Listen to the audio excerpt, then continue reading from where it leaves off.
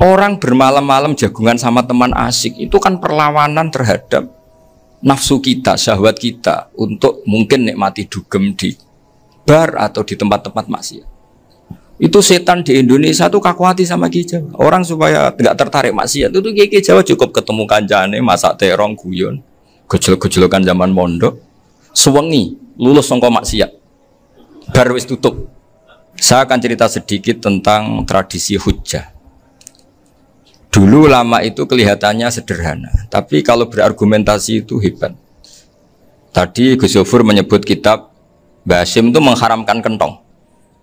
Beliau masyhur itu punya kitab namanya Al-Jasus an Tahrimin Nakus. Intinya kentong itu haram. Secara dalil ini meyakinkan sekali karena ketika Rasulullah rembukan sama sahabat, kita dengan apa memaklumatkan orang kalau waktu sholat masuk? Ada sahabat yang usul pakai kentong. Dzakalin Nasoro itu Nasrani. Ya pakai buk itu semacam trompet besar. Dzakalil Yahud.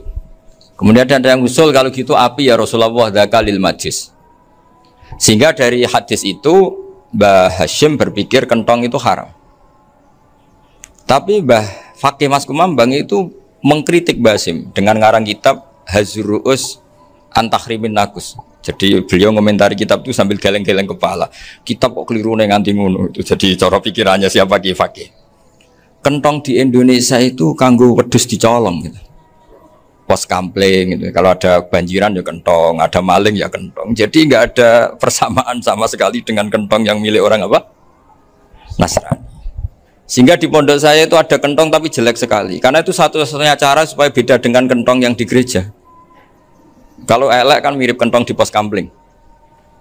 Itu ya agak-agak ilmiah sedikit. Dulu ceritanya Gus Yofur itu saya teruskan. Itu singkat cerita, itu kalau yang di kejadian di Termas itu Mbah Dimyati sudah nyuruh semua kentong disembunyikan karena mau ada Mbah Hasyim. Cerita itu mukarrar di Ki Fakih sama di Ki Dimyati Termas. Setelah kentong dikumpulkan semua, Mbah Hasyim datang, seneng, ngiranya Syekh Dimyati ini sependapat dengan beliau, yaitu sama-sama nggak ada kentong. Tapi setelah itu ada santri yang matur, Mbah Dim pun beres kentong pun kula delikno sedanten. Itu di depan Mbah Hasyim. Jadi GR-nya Mbah Hasyim bahwa Mbah Dim itu sependapat akhirnya hilang. Ternyata ini akal-akalan tuh gitu. Karena santrinya matur, Mbah Dim pun beres danten kentong beduk sudah disingkirkan. Itu di depan Mbah Hasyim. Saking lugunya santri, nah saking ikhlasnya agak ngerti mahalus syahid ini adalah Mbah Hasyim. Saya mau meneruskan cerita Gus Yofur. Dulu ini cerita dulu. Dulu Mbah Mun ngaji di Lirboyo, tapi Kiai Makhrus ngaji sama Kiai Khalil Harun. Kiai Khalil Harun itu adik juga sekaligus muridnya Mbah Umar Harun. Mbah Umar Harun itu generasi kedua setelah Mbah Ghazali. Beliau menantunya Mbah Ghazali, tapi ya sudah ponaan. Sehingga tradisi ini penting karena saya berkali-kali bilang di mana-mana. Status orang tua dan mbah itu adalah terserah anak cucunya. Bukan terserah mbahnya, tapi terserah anak cucunya. Saya tidak akan bosan mengingatkan ini. Saya pernah di makamnya Nabi Yakub, itu ya dikemuli bendera Israel. Di makamnya Nabi Dawud. Nabi Ibrahim juga dekat sinagog. Sehingga Quran membela Nabi Ibrahim disebut maka anak Ibrahimu Yahudi wala Nasrani. Karena ketika beliau berposisi di Israel, kemudian penguasanya adalah Yahudi, bisa saja makam ini ditulisi dan distatuskan ala Yahudi. Ya seperti Nabi Yakub. Nabi Yakub itu nabi yang kita yakin tentu berkeyakinan beliau orang baik, orang muslim, orang mukmin, tapi karena di desain mereka ya dikemuli bendera Israel dan disebut Abul Yahud. Karena kita tahu nama lain dari anaknya Nabi Yakub adalah Yahuda bin Yakub bin Ishak bin Ibrahim. Sehingga perasaannya orang Yahudi menjadi Yahudi itu yang ngikuti mbah-mbahnya. Nah khawatir saya ketika buyut-buyut kita kaya. Buyut saya itu orang kaya dulu, namanya Badur Rahman. Itu kaya sekali, tanahnya banyak. Dulu cerita Mbah Hasyim ya kaya sekali. Mbah Maksum juga kaya. Mbah Abdul Aziz juga kaya. Karena dulu itu ininya kiai itu yo ketok sugih lah, gak ngel-ngelo santri. Tapi nanti kalau cucu-cucunya sudah tidak alim, itu tidak dianggap punya tanah itu karena untuk fasilitas santri. Aku tak kedonyan, mbah-mbahku ya kedonyan. Buktinya tanah yombo. Karena dia akan menafsiri sesuai cara berpikir. Makanya sanad keilmuan yang diceritakan Gus Zofir itu harus diulang-ulang.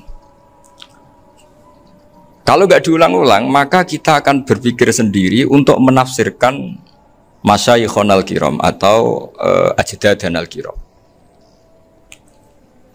Nah, ini yang bahaya, yang sering Quran mengingatkan. Jadi ada status yang disematkan oleh anak cucu kayak orang Yahuda tadi, Yahuda bin Yakub bin Ishak bin Ibrahim, itu menstatuskan mbah-mbahnya yang bernama Ibrahim itu Yahudi. Sampai Quran sendiri yang bela makana Ibrahimu Yahudi wala Nasrani. Karena secara geografis sekarang Ibrahim di Israel dan otoritas itu juga milik mereka, sehingga mereka bisa masang-masang atribut yang menunjukkan kalau itu Yahudi. Beberapa al-alim al-alamah yang minnah itu sudah wafat dan kadang-kadang zuriyahnya itu tidak kita. Kalau sekarang orang bahasakan kubu sebelah. Akhirnya ya nggak boleh dikholi, nggak boleh diziarah. Terus seakan-akan yaktaduna biro'i, seakan-akan mereka berpendapat dengan pendapat syekh ini, padahal enggak. Nah, sehingga tradisi ketersambungan sanad tadi, baik secara genetik atau secara asbab, itu harus terjaga. Saya beberapa kali, banyaklah sering diceritain Mbah Mun. Dulu Mbah Munawir ini cerita ya, Mbah Munawir itu saking senengnya kitab, ben santri ini so ngaji kitab, itu kalau ada alumni Lirboyo, alim disuruh baca mu'in di sini tuh Mbah Munawir ikut. Saking ingin tasjeknya, ingin ngajari santri bahwa ngapal Quran udah hafal tok, tapi yo faham. Dan penggalinya Mbah Munawir itu sampai klimaknya dulu Mbah Zaini itu nate nikah sama Nyai Komariah kalau nggak salah, binti Karim, binti Manap. Punya putra Gus Habib, Gus Toha yang diantara putrinya dinikahi Gus Rozin. Terus akhirnya kesampaian juga ketika Mbah Munawir punya mantu alim alama namanya Mbah Ali Maksum, angsal Nyai Hasyimah.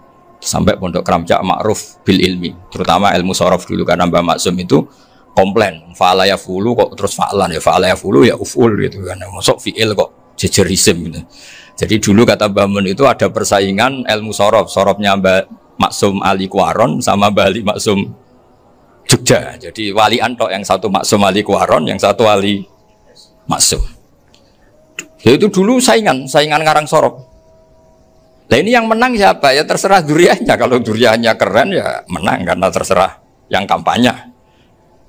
Saya bayangkan adekan Mbah Zubair tidak punya anak sealim Mbah Mun, mungkin kalau Mbah Zubair juga tidak sewow kalau punya putra Mbah Mun. Karena saya berkali-kali bilang kalau dalam syair Arab itu kama takarroma, kadang dilafatkan kama tasyarrofa bi Muhammadin adnanu. Orang berpikir Adnan itu siapa?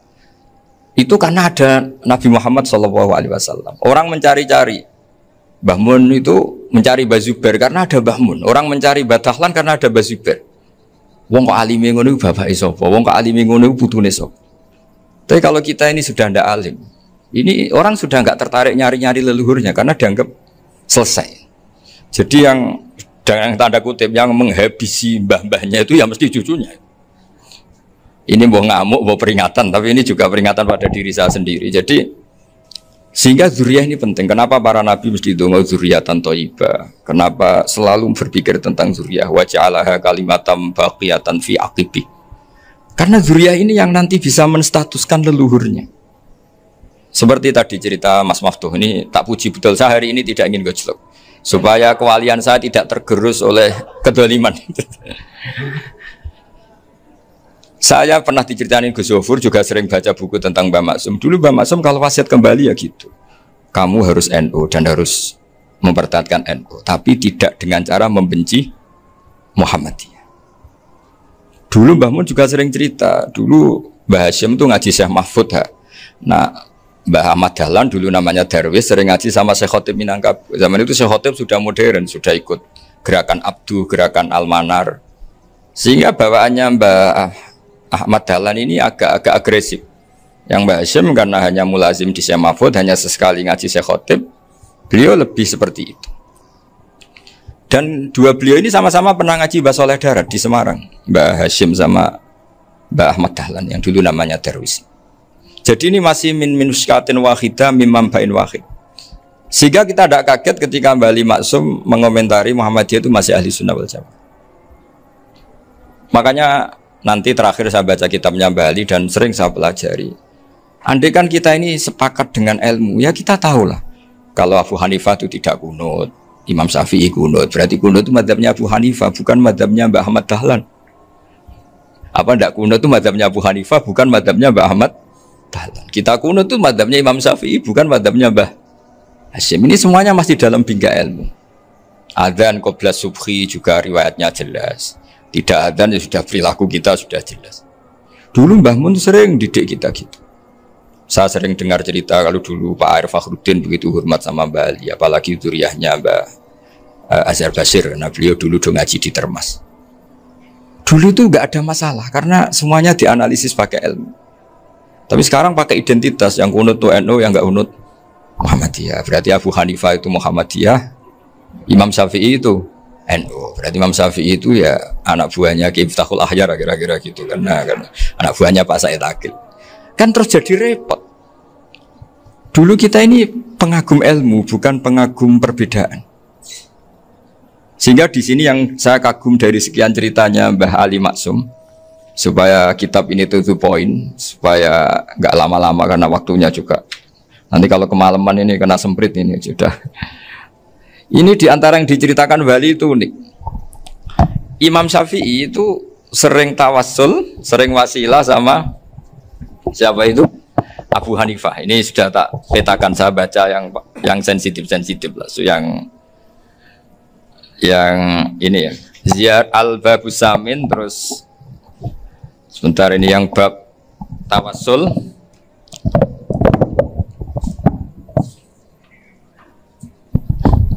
Di sini halaman 90, mungkin santri-santri kerap ya bisa ngecek lagi di kitab Hujjatul Ahli Sunnah. Ketika cerita tawassul, di antara yang diceritakan Bali Maksum adalah perilaku ya, bukan sekedar statement tapi apa? Perilaku. Perilakunya Imam Syafi'i atau ahwalnya kalau bahasa halusnya, yang selalu ke makamnya Abu Hanifah untuk tawassul. Padahal Imam Syafi'i itu orang yang secara ilmu sering kritik Abu Hanifah.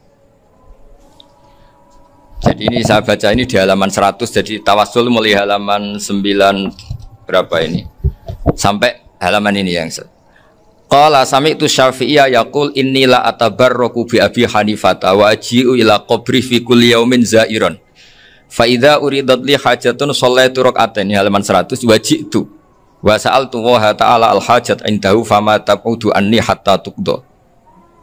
Kanal Imam Syafi'i ayyama huwa bi Baghdad yatawassalu bil Imam Abi Hanifah yaji'u ila dorihi fayusallimu alaihi wa yatawassalu ila Allah bihi fi qada'i hajati. Terus wa yatawassalu Imam Ahmad bi Imamina Syafi'i. Jadi di antara yang diceritakan Mbah Ali Maksum itu betapa Imam Syafi'i yang terkenal sering mengkritik Abu Hanifah dalam tatanan fikih karena beliau tidak percaya ada istihsan. Abu Hanifah berpendapat adanya istihsan, dan kita tahu lah ikhtilafu Syafi'i wa Abu Hanifah itu besar sekali. Tapi beliau itu tahu Abu Hanifah itu orang yang sangat soleh. Abu Hanifah itu kalau ketemu sama orang yang utang beliau itu yang lari bukan yang utang Abu Hanifah, karena takut orangnya itu izin. Jadi kalau ketemu yang utang di jalan itu yang sembunyi itu Abu Hanifah. Kenapa engkau sembunyi? Ada yang utang saya lewat, nanti orangnya malu. Jadi setingkat Robiah Adawiyah itu beliau di rumah ada maling itu sembunyi. Ditanya kenapa engkau sembunyi? Malu, gak ada yang dimaling. Malu sama malingnya karena serumah itu gak ada barang yang layak dicolong itu. Itu Robiah sampai dia sembunyi. Itu yang bisa niru itu Abu Hanifah.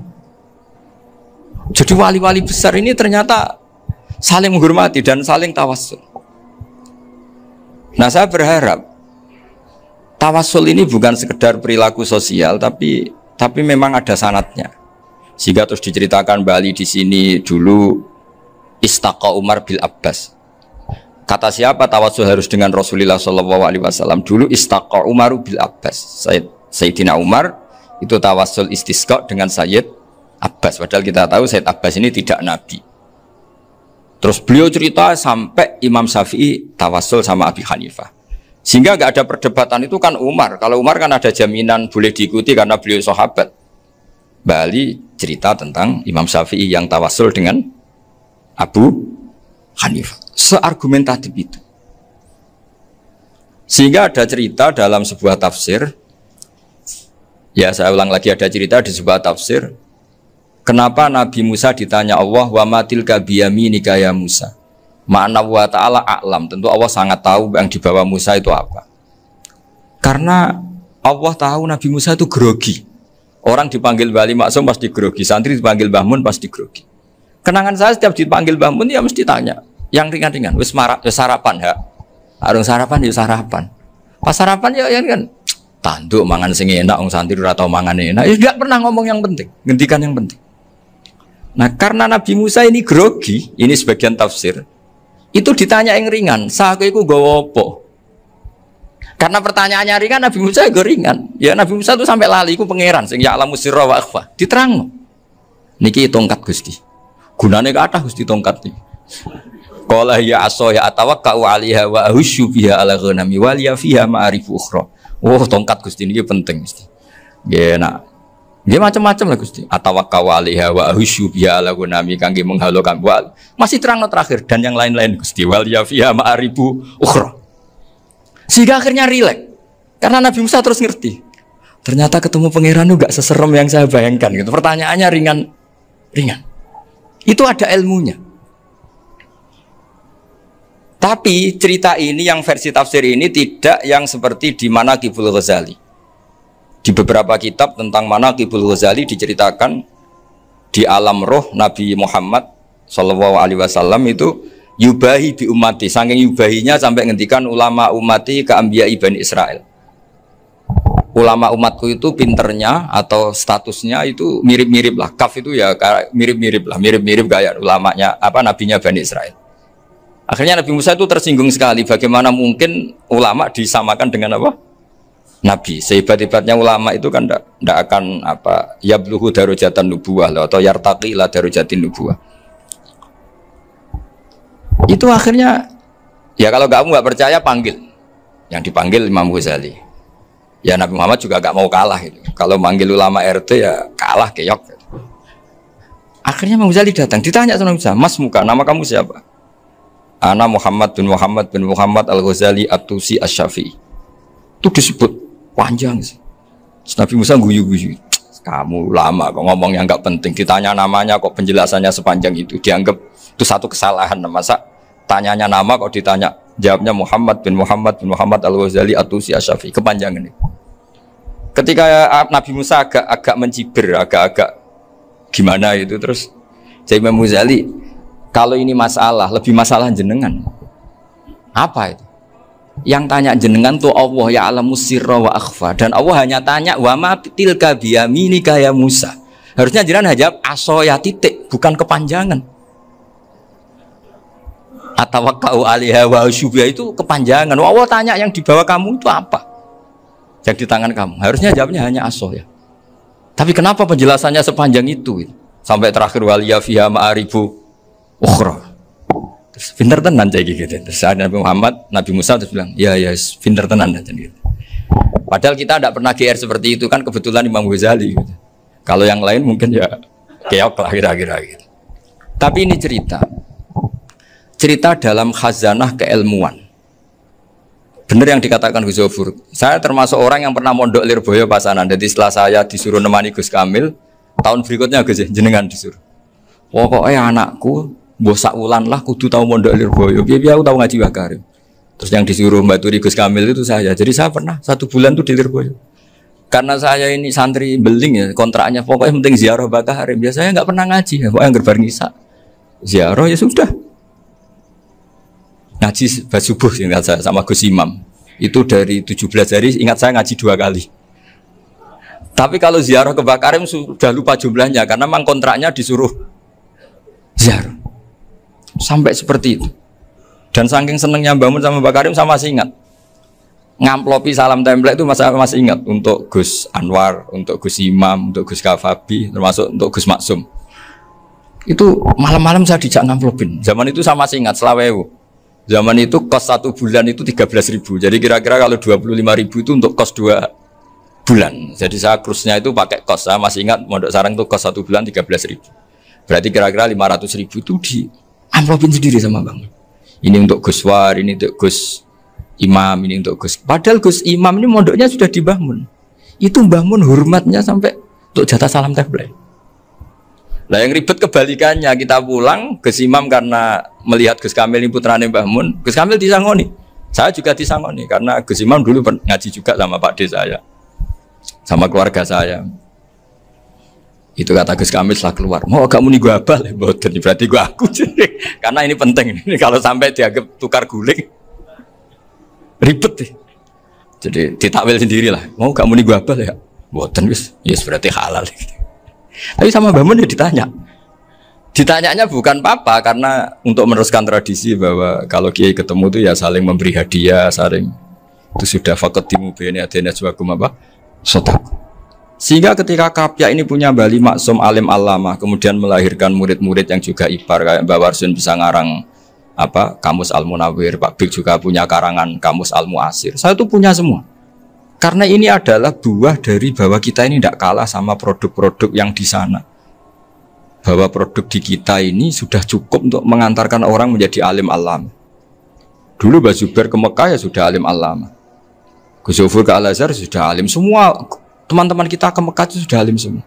Padahal produk mondoknya ya tadi mau digojlok kiai ini, terus mangkel be keamanan biasanya. Biasanya musuh besar pondok itu keamanan.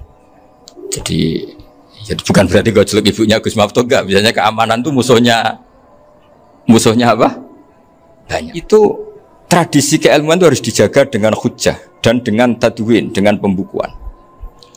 Saya punya sekian cerita ya, misalnya dulu kita mungkin iskal itu janggal. Kenapa sih orang Islam tukaran sama orang Islam? Sehingga di antara doa Nabi yang enggak dikabulkan Allah, enggak boleh dikabulkan sama Allah, enggak boleh, bukan berarti enggak mustajab. Redaksinya famana aniha, memang enggak boleh. Redaksinya bukan falam yastajib lahu tapi famana aniha. Di Al-Marrah As-Salisa ini Nabi dilarang, yaitu melarang umat Islam itu jangan sampai tukaran sama umat Islam sendiri. Itu kata Allah, ya tidak bisa kata Allah, kalau itu tidak saya kabulkan. Itu dulu guru-guru kita nyontohkan sederhana. Kira-kira kalau saya tukaran wek Gus Zofuru, Mbah Mun luwih ikhlas dibanding ditukari wong liya. Nak ana kakak ditabuk adik, wong tua luwih ikhlas dibanding ditabuk tangga. Barokahnya membaca kita lebih mentoleransi. Kalau ada Mbah Hashim dikritik Mbah Fakih Mas Kumambang, kita ikhlas itu. Tidak dikritik guru PAUD, itu kan. Atau dikritik orang-orang yang nggak bisa ngaji. Artinya ternyata keliru kita bilang kiai kok tukaran. Justru bagus kiai tukaran dibanding kiai dikritik guru PAUD atau dikritik orang-orang yang nggak bisa baca kitab. Akhirnya barokahnya baca kita menjadi tahu. Dulu Mbah Mun sering cerita, ini masih cerita silsilah ya. Jadi Mbah Ali Maksum tadi kita tahu di antara guru besarnya Mbah Ali Maksum tentu Mbah Mahfud Termas. Beliau adalah adik dari Kiai Mahfud Termas. Mbah Dimyati ini adik Kiai Mahfud Termas. Itu punya saudara namanya Abdul Razak, juga punya saudara namanya Dahlan. Itu yang membawa Thariqah Syadziliyah di Solo Raya, yang sekarang alhamdulillah diteruskan Gus Wafi. Dulu di antara pesannya Mbah Mun ke saya, hak Wafi kandani kon ziarah ning Mbah Dimyati. Mergo Thariqah Syadziliyah dulu itu yang bawa keluarganya Mbah Dimyati. Jadi semuanya ini masih dzurriyyatan ba'duha min ba'd. Nah pesan saya karena tadi Mbah Munawir yang termasuk orang pertama yang bawa Quran, bawa qiraah sab'ah. Kenapa saya bilang termasuk? Karena kalau bilang paling pertama ini nanti butuh data. Dan itu agak kerepotan lah. Tapi yang jelas mimman istahara lah. Mimman istahara yang membawa sab'ah ke sini itu adalah Mbah Munawir. Terus beliau ngajarkan diantaranya ke Mbak Arwani, pakai kitab Satibi, pakai kitab Nazmus Satibi. Terus Nazmus Satibi itu diteruskan oleh Mbak Arwani, ditulis. Yang nulis dulu Mbak Dola Salam. Bapak saya itu murid Mbak Dola. Dulu Mbak Dola sebelum ke Mbak Arwani ngaji sama Ki Said di Sampang. Bapak saya sebelum ngaji di Mbak Dola sudah hafal Quran lewat buyut saya sendiri namanya Ki Zubaidi. Yang Ki Zubaidi akhirnya jadi menantunya Mbak Ahmad Su'eb. Jadi buyut saya kandung ini namanya Sofia, itu angsal keluarga Lasem, yang adiknya Sofia ini punya adik Badiah yang jadi ibunya Ki Sahal. Terus Ki Sahal punya Mbak Yu namanya Muzayanah, punya di Garwo Ki Mansur punya anak Gus Qayyum. Jadi dulu ibu saya, ibunya Gus Sofur, ibunya Pak Maftu itu semuanya di Lasem. Karena saya dari keluarga Gen ya Lasem, dari keluarga sanad guru ya Lasem. Tapi Lasem Badawi itu dulu ngajinya di Mbah Umar Harun di Sarang. Nah, Mbah Umar Harun ini menangi Sayyid Ahmad Zaini Dahlan. Sayyid Zaini Ahmad Zaini Dahlan ini punya cucu keempat yang hidup di Sedan, terus makamnya di Lasem, namanya Habib Haidar, itu yang nulis biografinya Mbah Maksum. Mbah Maksum bukan Bali, biografinya Mbah Maksum. Itu ditulis oleh Habib Haidar, namanya Haidar bin Hasan bin Sodaqoh bin Ahmad Zaini Dahlan. Nah, Habib Haidar ini menantunya Sayyid Hamzah Sato. Hamzah Sato itu Hamzah bin Abdullah bin Umar, itu kakaknya Sayyid Abi Bakar Sato, Sohibul I'anah. Nah, Sayyid Umar ini yang dulu ngajari mbahnya Mbah Mun, namanya Ahmad bin Syuaib. Nah, di antara ajarannya adalah baca kitab-kitab kecil yang bisa dihafal. Dibawalah ke sarang jadi metode muhafadzah. Tapi kemudian lama-lama oleh pondok itu jadi syarat kenaikan kelas. Dulu nggak ada muhafadzah untuk kenaikan kelas ya, supaya orang alim itu harus hafal, lama-lama dipakai syarat untuk muhafadzah. Jadi semua ini sanad harus kita ingat supaya kita bisa menjaga tradisi. Termasuk tradisi ini kiai seneng jagungan, terus ngomong ra penting. Itu juga sanad. Setahu saya Mbah Mun itu kalau ketemu bapak ya guyon terus. Saya punya kenangan tuh yang dulu agak iskal tuh begini. Ada isu lah, entah isu entah hoax entah apa, ada kaji itu agak beling itu, pokoknya beling lah. Seneng siapa itu, rondo lah apa. Pokoknya beling gitu. Ketika Mbah Mun dilaporin tamu kalau kaji itu beling sama rondo itu, Mbah Mun tanyanya lucu. Lu ayu no cum. Wahyu banget Mbah. Wahyu. Itu bapak juga bakas ayu nih. Dulu saya sekali ini kiai kok bakas wong ayu, bakas budine barang lah kira-kira gitu. Tapi setelah saya tambah alim, tambah ngerti itu, kata bapak gini, ya apik bakas ayu hak timbang iya no malah qadzaf. Ternyata seni. Sekali Mbah Mun atau bapak bilang, waji kok zino kaji, maka larinya ke qadzaf. Maka menghindari bahasa menuduh, ngomong yang nggak penting. Loh ayu no. Jadi kiai dulu tuh orang sok suci tapi menghindari hal-hal yang jadi punya seni untuk ngelola kehidupan. Orang bermalam-malam jagungan sama teman asik itu kan perlawanan terhadap nafsu kita, syahwat kita untuk mungkin nikmati dugem di bar atau di tempat-tempat maksiat. Itu setan di Indonesia tuh kakuati sama Ki Jawa. Orang supaya tidak tertarik maksiat itu Ki Jawa cukup ketemu kancane masak terong guyon, gejol-gejolokan zaman mondok, suwengi lulus sangka maksiat. Bar wis tutup. Perlawanannya sederhana, nggak pakai tahajud, nggak pakai wiridan, karena Ki Jawa juga koyoknya rapati potongan ahli ibadah gitu. Itu jagungan. Gitu. Jadi setahu saya itu pernah lihat Bali itu sekali ketika beliau ngisi ceramah di Mbah Hamid Bedowi. Saya masih kecil diajak bapak. Dulu kalau bapak ngelihat Bali sama Mbah Hamid itu mesti nangis. Karena dua orang alim bertemu. Yang akhirnya ya bisanan itu. Mbah Hamid punya anak Gus Nasih, di sini ada Mbah Nafisa, terus jadi Mbak Salih Hindun itu. Jadi dulu itu ya guyon terus ketika ketemu. Itu yang sering bodoni Mbah Hamid itu ya Ki Bisri. Ki Bisri itu kalau datang ke Ki Hamid Pasuruan, nak wali tenan aku teko ditata nomangan. Jadi ukurannya ya. Ternyata sampai sana dikeimangan tenan. Masih belum mengakui, kan nak wali tenan aku kiai rung di mobil, dongakno aku di mobil. Sudah kalah satu seri itu masih gak terima. Lalu itu Mbah Hamid akhirnya berdoa, ayo monggo, mungkin-mungkin Ki Bisri gak ada mobil. Itu setelah didoain masih tanya, mereknya apa merek? Jadi itu Mbah Hamid jawab, yo paling Holden itu, paling Holden. Itu nyari mobil itu ya adalah dapatnya Holden. Suatu saat Mbah Bisri diundang Mbah Hamid gak dikasih bisar, karena utangnya sudah banyak Mbah Hamid. Mbah Bisri ini utang tadi, utang doa tadi. Itu ya gak dikasih bisar, ya gak mau kesang rapopo kelambimu kayak no aku. Didol sama mukhibbinya Mbah Hamid, itu harganya melebihi jatah bisaroh. Ketemu Mbah Hamid, Kang, susu Kang, mergo. Jadi dulu itu rileks, makanya ini yang diceritakan ke Zofur. Sebetulnya kalau kiai-kiai itu bersanad itu ya rileks, hidupnya itu rileks. Karena rileks ini perlawanan terhadap kemungkaran. Saya dulu musyawarah sering sama Gus Zofur usul fikih. Itu jelas di antara yang ditulis Lubil Usul itu. Ya kita tahu tadi misalnya sanad usul fikih, Mbah Ber itu sangat al-usuli, Kiai Zubair Dahlan, abahnya Mbah Mun. Punya murid diantaranya Kiai Sahal. Kiai Sahal punya karangan Thariqatul Husul fi Syarhi Lubil Usul. Itu Thariqatul Khusyul itu beliau ngendikan dalam mukaddimah bahwa saya bisa mensarai ini berdasar ngaji maknani sama Mbah Zubair. Terus beliau mengutip sarah itu dari kitab Nailul Ma'mul. Beliau ngendikan binus khotin khotiyah ghairi matbu'ah. Dan itu ditemukan di Kiai Mansur di Lasem. Karena Kiai Mansur iparnya Mbah Sahal. Mansur bin Khalil itu diantara katibnya Syekh Mahfud. Jadi semuanya ini sambung. Mbah Ber saking ahli usul fikihnya, kalau ngajar usul fikih itu kalau guyon takriran saya ini lebih memahamkan ketimbang sarah. Ya sudah, terus Mbah Zubair, Kiai Fakih, terus Syekh Mahfud. Di sini Syekh Mahfud termasuk orang yang dekat Mbah Munawir sampai putrane Mbah Mahfud namanya Gus Muhammad dibawa Mbah Munawir, kemudian mondok di Termas diantaranya, terus dinikah jadi menantunya kalau nggak salah Haji Taslim di Betengan, kemudian sekarang juriannya Mbah Mahfud di Betengan. Ini nggak boleh hilang secara seperti itu. Diantara di usul fikih diterangkan ketika diantara 5 hukum itu ada yang bernama mubah.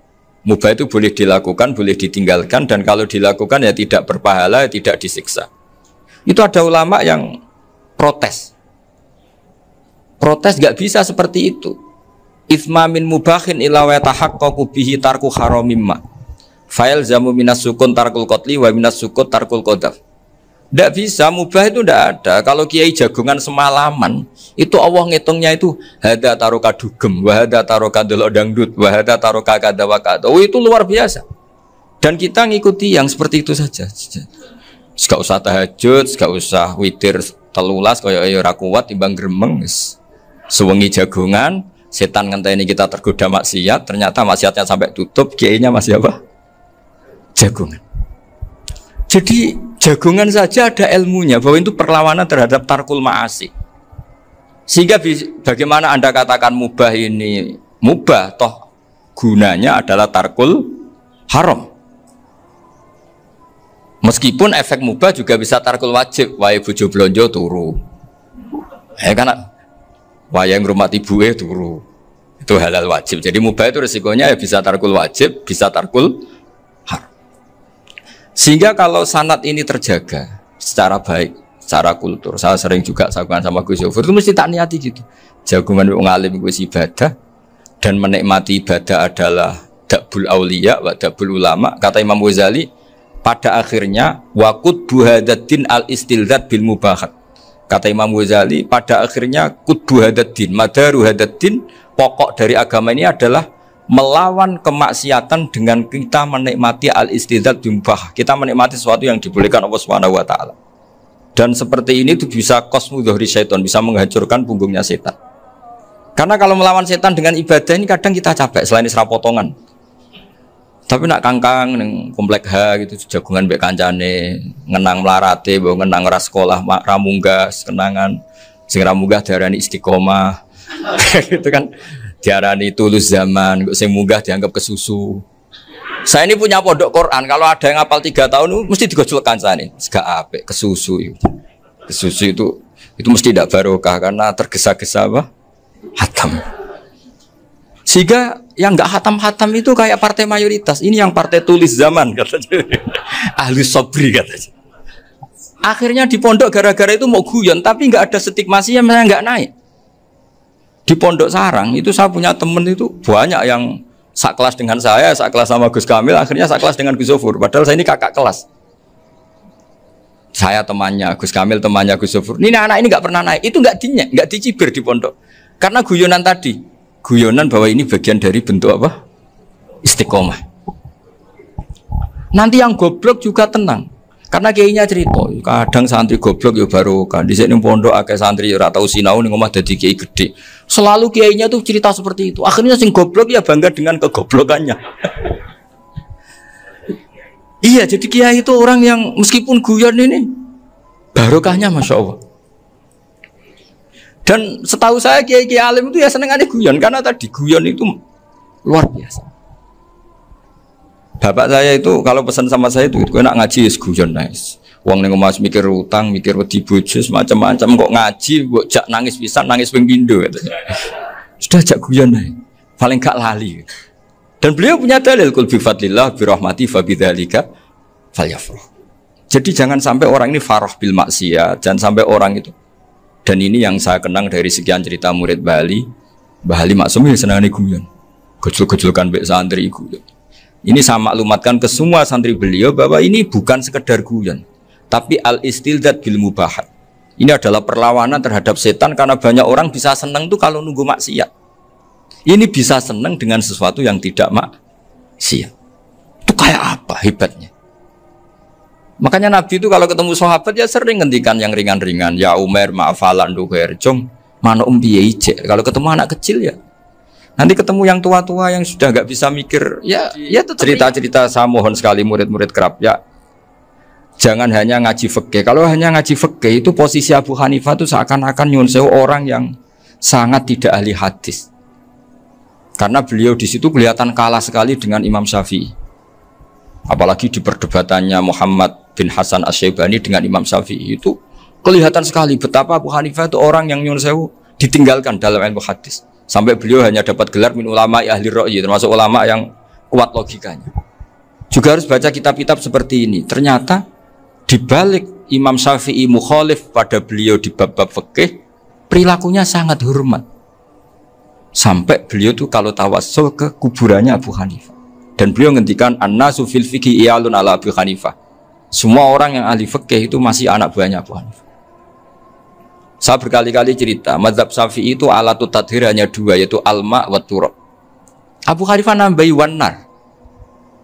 Alasannya Abu Hanifah orang mukmin yang dosanya banyak itu dibakar di neraka, dan alasannya Allah litadhirihim, untuk mensucikan mereka.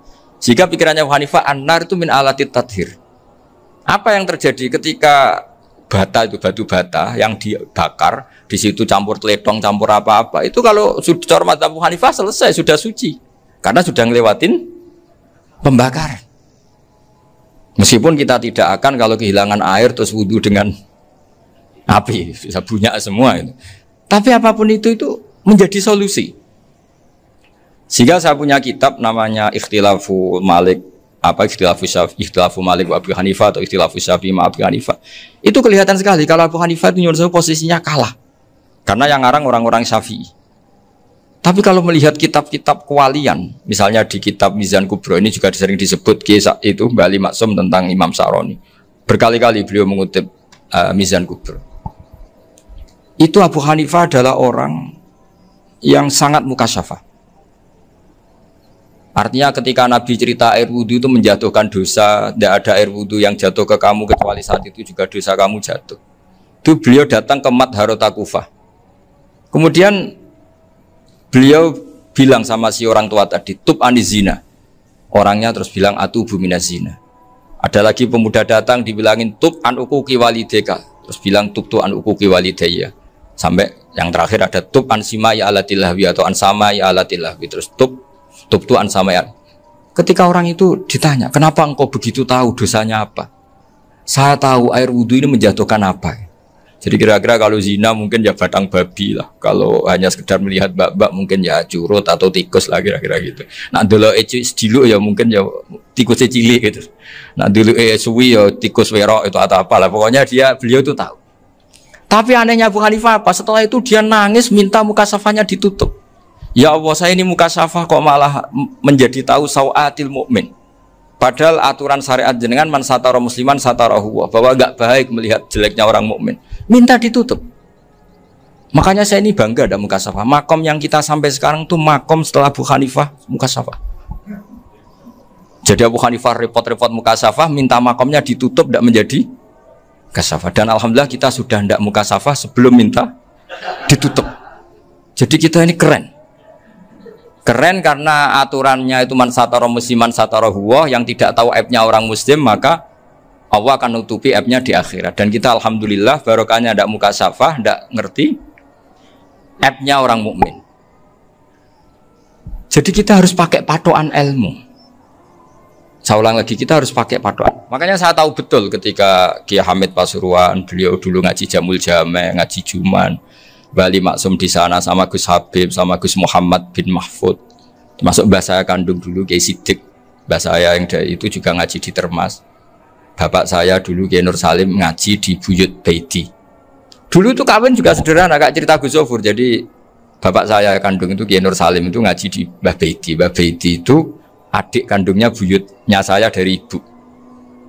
Nah, Mbah Bedi itu teman akrabnya mbah saya namanya Kiai Nursam, Mbah Nursam. Singkat cerita terus Nur ke Jorabi Arabekno itu. Setelah bapak saya ke Badullah mau ditawarin jadi mantu, kata bapak saya kula pun dipek mantu Mbah Bedi. Akhirnya dapat ibu saya itu. Karena ibu saya itu cucu Mbah Bedi, cucu lambung. Jadi mbahnya ibu saya itu mbakyunya Mbah Bedi. Namanya Mbah Sofia tadi yang dapat Mbah Idris itu, yang Mbah Idris ini bin Umar. Ya Mbah Umar yang banyak Mbah Hamid itu, Hamid bin Abdul bin Umar. Kalau bahasa itu Fatimah binti Idris bin Umar. Dulu kecilnya Mbah Idris namanya Abdul Khalik. Kalau kecilnya Mbah Hamid namanya Abdul Mukti. Kalau kecilnya Mbah Maksum namanya Muhammadun kalau nggak salah. Dulu itu orang dulu itu namanya dua-dua karena diganti ketika musim apa? Haji. Jadi ini terjaga. Sehingga tidak ada ceritanya kiai-kiai yang jagongan kemudian santrinya itu yang agak-agak khawatir. Kiai kok sungi-sungi jagongan, gak tahajud, gak duha, itu tidak ada. Karena ini dianggap fi'lul mubahat untuk melawan mungkarat. Jadi sehingga di kitab Ihya diterangkan, kamu jangan ngira orang-orang soleh ketika jagongan itu min ahlil bitolah wa takasul. Itu orang-orang yang pemalas itu tidak. Tapi mereka bisa mengasiki Allah. Bahwa dalam jagongan ketemu teman ya asik, gejul-gejulkan sama Pak Maftuh ya asik. Dan keasikan ini bentuk perlawanan terhadap keasikan harus dengan maksiat. Itu kayak apa kalau kita ngaji sampai seperti itu? Termasuk tadi yang diceritakan Pak Maftuh kitab Hunyah. Semoga beliau cerita juga pernah belajar. Saya pernah belajar kitab Hunyah khatam. Itu diantara yang diceritakan Syabdul Qadir Al-Jilani tadi kata beliau Al-Jilani dipakai Jim Al-Jilani. Ini agak beda dengan kita. Mbah Zubair itu punya kitab namanya Al-Qolaid Al-Uluyah. Beliau menfatwakan nama-nama ajam itu kamu bebas. Ajamiyun fasna bihi masyita. Sehingga kita kalau punya kiai harus mau cokolal ustukhri. Sehingga mau cokolal istukhri. Tirmidzi juga nasibnya sama. Qolat rawahut Tirmidziyu. Sehingga rawahut Turmudziyu. Yang satu rawahut Tarmidziyu. Ya karena kita keluarganya Tarmidzi apa enggak gitu. Makanya kata Mbah Mun sama masih ingat. Kata cerita Gus Zofur tadi, adabnya Gus Zofur itu cerita tentang keluarga ibunya. Padahal keluarga ibunya juga orang-orang soleh yang luar biasa. Itu kata Mbah Mun, gue roh jenenge Imam Bukhari tahu ya. Jenenge sapa? Saya nyebut Muhammad bin Ismail bin Ibrahim bin Muhirah bin Bardasbah. Lah iya Bardasbah mbok waca Bardisbah yo. Lah cara kene mbok Parmin mbok Parlan. Jadi Bardisbah mbok Bardasbah iku cara kene yo Parmin mbok. Iku rak Mbah Fadl Senori dadi kabeh diwaca Arab. Jenenge Mbah Umar Harun. Dhisik yo wong Sarang, Mbah Harun, Mbah Kirun yo ora roh, wong dhisik yo wong kuno ya. Jadi kalau versi Mbah Fadl termasuk yang pertama bikin nasab Mbah Maksum itu tulisannya Mbah Fadl yang dikutip Habib Haidar tadi. Ya saya seperti Gus Zofur juga mencari-cari hubungan ulama-ulama di Jawa. Itu Mbah Mun kalau bicara ya mbahku harus jenis Kiai Serut. Kalau ditulisannya Mbah Fadl itu Sarof. Jadi Mbah Fadl itu fanatik orang-orang alim itu ditulis Arab. Kalau Mbah Mun itu Jawa. Dulu tuh ada wali seto di daerah saya. Dulu orang ya janggal ternyata ada sato itu kesamaan di Arabnya itu. Sehingga kiai-kiai itu ada fanatik Tirmidzi, Turmudi, Tarmidi, Jilani, Jailani karena ajamiyun fasna bihi masyita. Jadi kalau nama-nama ajam semonggo lah baca sekenanya sementing. Cuma mungkin tahqiqnya benar Pak Maftuh tadi memang di Mu'jamul Buldan itu Al-Jilani bikasri jim ya sudah kita baca Al-Jilani. Sebab itu kayak Pondok Pelosok Lirboyo itu menurut saya bagus. Orang itu maknani betul sama gurunya. Kalau Sarang enggak. Kalau Pondok Lirboyo, pondok yang tadi ternyata keluarga Mbah Munawir sini pernah bisanan yaitu Mbah Zaini pernah nikah sama Nyai Komariah ya kalau nggak salah, punya putra Gus Habib ya, Pak Toha dan sebagainya. Itu betapa hubungan pondok Quran sama pondok kitab dulu itu nggak pernah terputus. Bapak saya selapal Quran itu dulu ngaji Mbah Zubair. Jadi bapak saya sering ngutip mu'en apa, padahal bapak saya itu terkenal tuh, beliau cita-citanya itu saya ingin hafal Quran kayak hafal Fatihah. Beliau itu sampai sepulahnya sekali. Karena beliau inginnya hafal Quran kayak hafal Fatihah. Termasuk murid terbaiknya Mbah Dullah bapak saya. Itu ya ngaji kitab. Sehingga kata Mbah Mun, jadi Mbah Munawir de mantu Bali Maksum, itu ya sudah dipenggali. Sudah dipenggali dituruti pangeran. lahirlah seorang Bali Maksum yang membawa. Jadi dulu itu ya Gus Muhammad yang ngaji di Termas, nanti Mbak Arwani sebelum ngaji di sini ngaji di Tebu Ireng. Sehingga Mbak Arwani bisa ngarang kitab. Beliau ngarang kitab tentang Sab'ah. Faidul Barokat namanya. Ya nulisnya ya fasih ya. Saya punya tulisan tangannya Mbak Arwani itu banyak. Saya juga punya tulisan tangannya Mbak Hasyim Asy'ari ketika nyurati buyut saya yang di Damaran itu pakai bahasa Arab. Jadi dulu itu Mbak Ali Maksum juga sama. Surat-suratannya dulu sama tokoh-tokoh Muhammadiyah ya bahasa Arab.